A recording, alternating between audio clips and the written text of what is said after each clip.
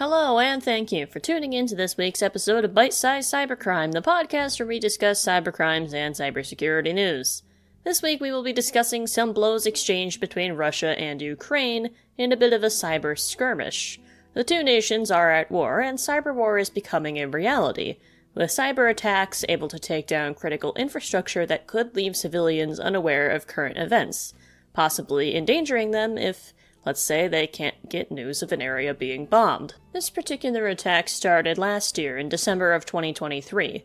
Russian threat actors compromised Kyivstar, which is the most popular provider of telecommunications in Ukraine, serving over 25 million subscribers all across the country. In an interview with Reuters, Ilya Vikituk, who is the head of Secret Service of Ukraine's cybersecurity department, it was revealed that almost everything was wiped in the attack.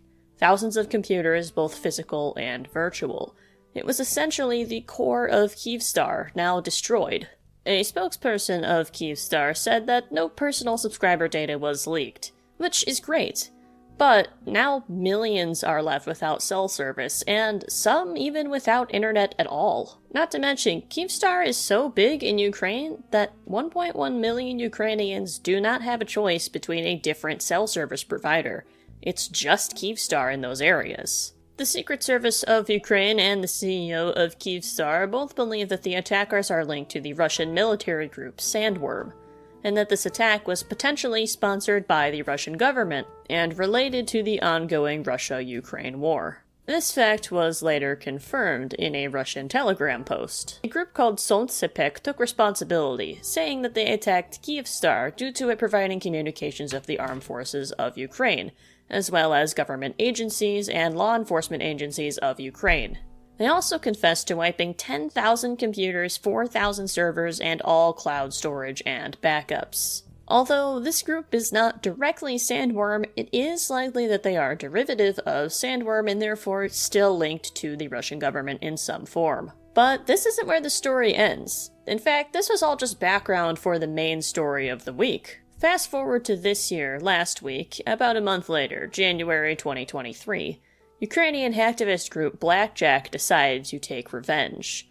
The group announced on Telegram that they had breached M9Com, which is a major internet service provider in Russia, serving about half the population of Moscow. According to Bleeping Computer, the hacktivists both disrupted internet services and stole confidential data from the company, posting 3 large zip archives online that contained account credentials of employees and customers in clear text, completely unencrypted, full names, usernames, email addresses, and a whopping 50 gigabytes of call data. Screenshots were posted online of the group deleting server files, wiping data from a backup, and some screenshots also showed M9com's vSphere client, which is used to manage virtual machines, and a dashboard for their public key infrastructure. This allows them to make secure connections with their clients. On top of that, the public website was then defaced with the hacktivist's logo and the word Blackjack underneath it, giving the group pretty clear credit for the attack. Ukrainiform was told by an anonymous source from Ukraine's law enforcement that the Blackjack group is likely related to the Secret Service of Ukraine, and that 20 terabytes of data in total was destroyed, including the website and other branch websites, the mail server, and cyber defense services. The source also stated that Blackjack said this attack was merely a warm-up before a larger one on M9Con, which was going to be the true, serious revenge for Kyivstar.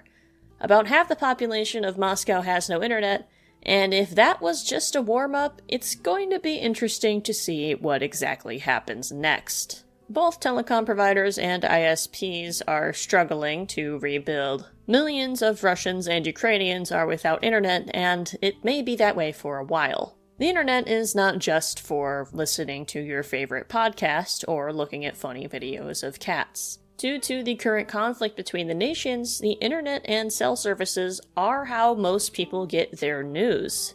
But how exactly did Blackjack pull this attack off? According to the Kyiv Post, attackers likely gained access to the back-end operations of M9Con. Initial access could have been obtained in a lot of different ways. One likelihood is that an employee of M9Con had their account compromised, and from there the attackers were able to spread all across the network. Accounts are most often compromised via phishing, where an email is sent to an employee that tricks them into entering sensitive information, such as login credentials. This has not yet been confirmed, however. Even if the account doesn't really have anything to do with actual operations, once an attacker gets into the network, there are many mechanisms they can use to get more privileges. They could potentially exploit things like scheduled tasks or certain commands in order to get more privileges than they are supposed to have. Or they can attempt to find any credentials of administrators. One common method is to dump the passwords from memory by causing some kind of minor crash. This can reveal and allow attackers to use the passwords of different users or highly privileged users like system administrators, so that they can compromise those accounts and use those privileges to perform other types of attacks. It will be interesting to see what happens in the future, and what kind of attack Blackjack has planned for M9Con, or maybe even Russia as a whole. I would expect to see things escalate, with Russia and Ukraine exchanging blows back and forth. Cyber war, although rather new, is still deadly, and it will be rather scary to see the implications play out in the future. Thank you for tuning in to this week's episode of Bite Size Cybercrime, and another thanks to Bleepy Computer, Ukrainiform, Cyber News, and the Kyiv Post, and Reuters for information on this cyber attack, or I guess I should say cyber attacks. Until next time, stay secure.